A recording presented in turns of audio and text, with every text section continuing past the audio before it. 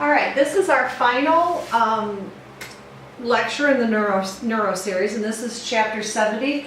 We're going to talk about some of the neuro cancers and then some of the degenerative disorders. So first, let's talk about some of the brain tumors.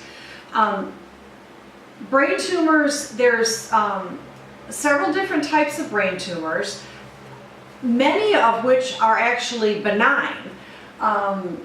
However, because of the location, they still have to be removed because it's in the brain.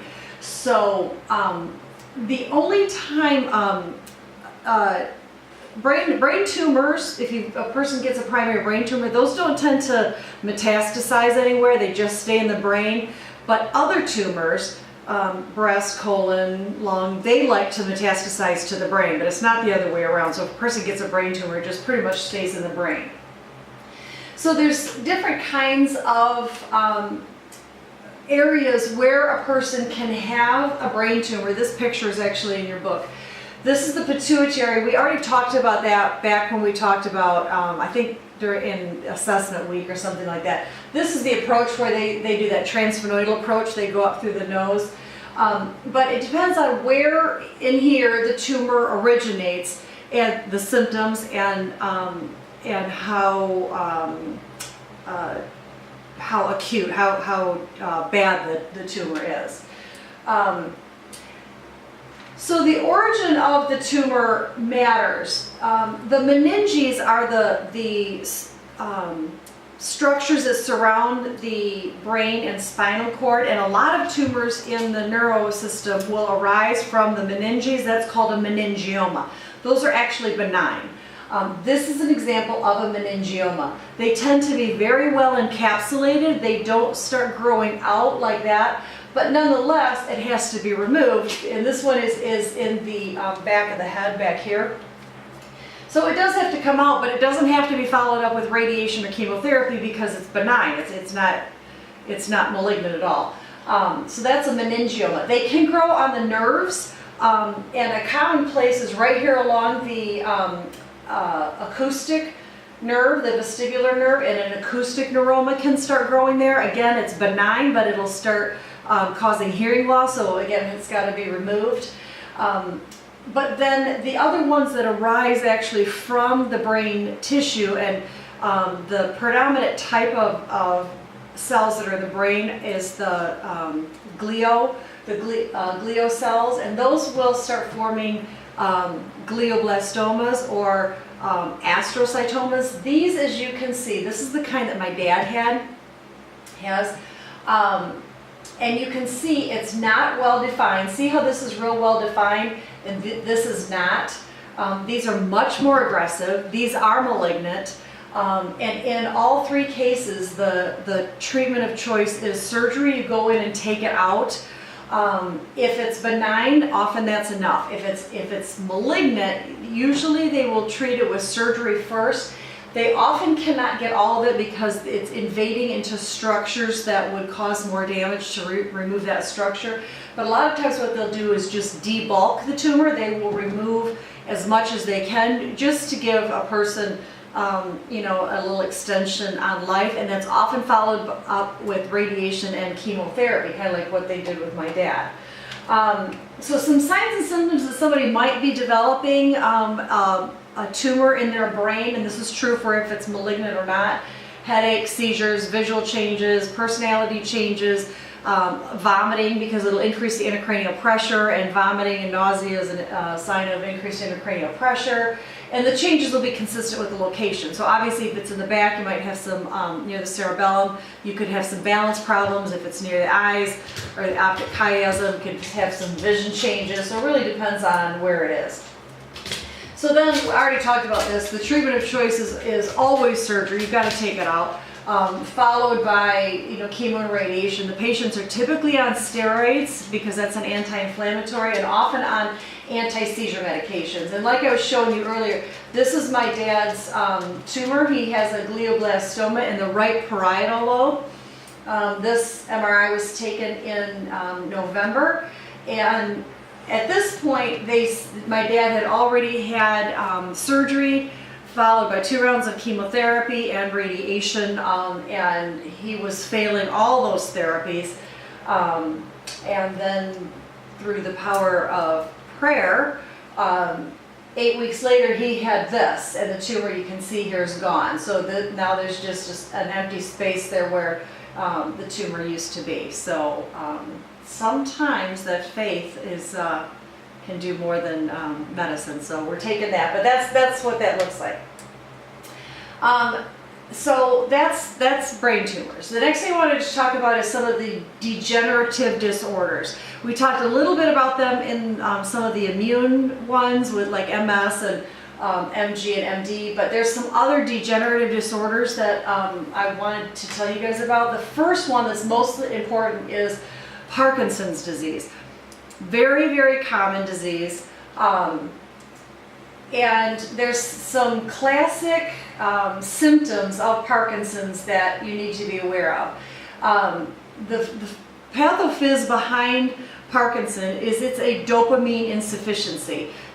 Out of the substantia nigra in the brain, it releases dopamine, and you need dopamine for proper movement and proper functioning. Well, what happens in a patient with Parkinson's is this dopamine insufficiency. So the patients tend to have these things going on. They start stooping their posture. They do this pill rolling thing. They have tremors. They tremor a lot. They start getting a mask, real flaccid mask-like facial expression. They tend to shuffle their feet like this. They don't pick their feet up. They have something called bradykinesia, where there's a slowing of their movements. They don't swing their arms anymore. They just kind of tend to, kind of walk like that.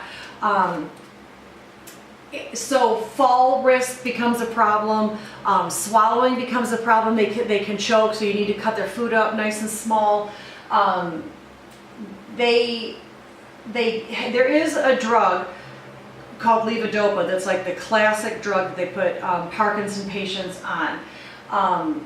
And the problem with levodopa is it works really, really well, but it starts diminishing over time. So after somebody has been on that drug for 2 or 3 years, the symptoms start increasing. The effectiveness of levodopa starts wearing off. There's not really a diagnostic, there's not a lab value you can get for Parkinson's.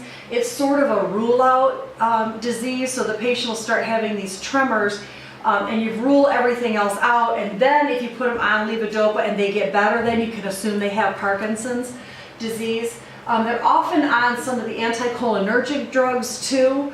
One thing about levodopa, and you'll probably figure or talk about this when you do psych, you probably had psych last semester, but levodopa can cause some psych symptoms. So you do have to be careful if you're working with the mental health population to also double check that they're not on levodopa, because levodopa can mimic some of the mental health issues.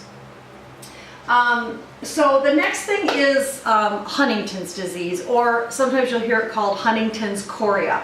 This is a horrible, horrible disease. There's a genetic component to it, so it tends to run in families. So if a couple has it in their family and they're thinking about having children, they probably need to go for some genetic counseling. Huntington's chorea is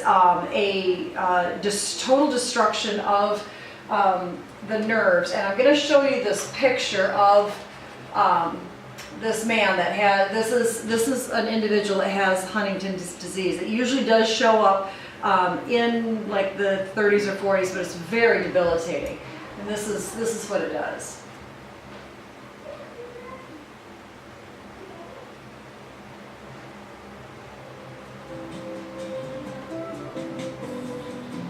Anything makes it hard for me to walk.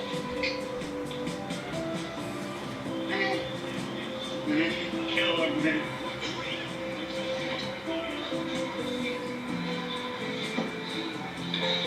Together, HD. my brother has to shave.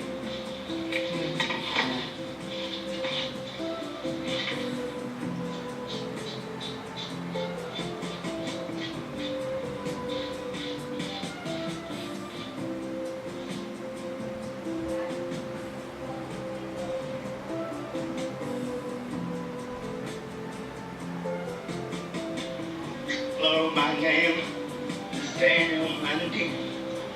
I'm 33, and I was diagnosed in 97.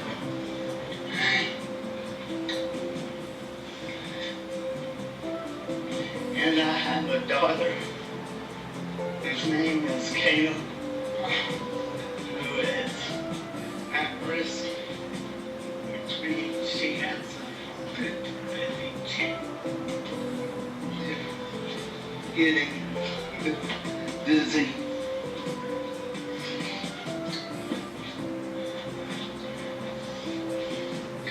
And I love her. And she's the reason why I have hope.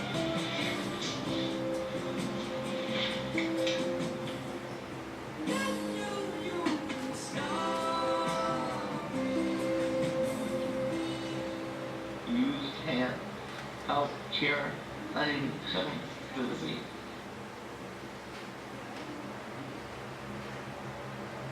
So, all right, hang on a second.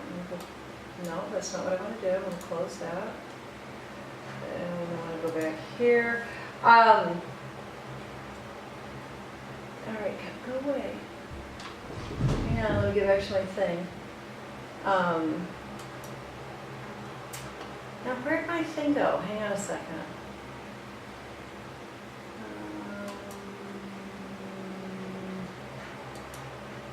No? Alright, one moment please, I'm having technical difficulties. No, nobody wants to cast it. I just want to get back to my thing. Hang on a second. Hang on. Like that. Go back over here. Alright, hang on, I gotta figure this out, hang on.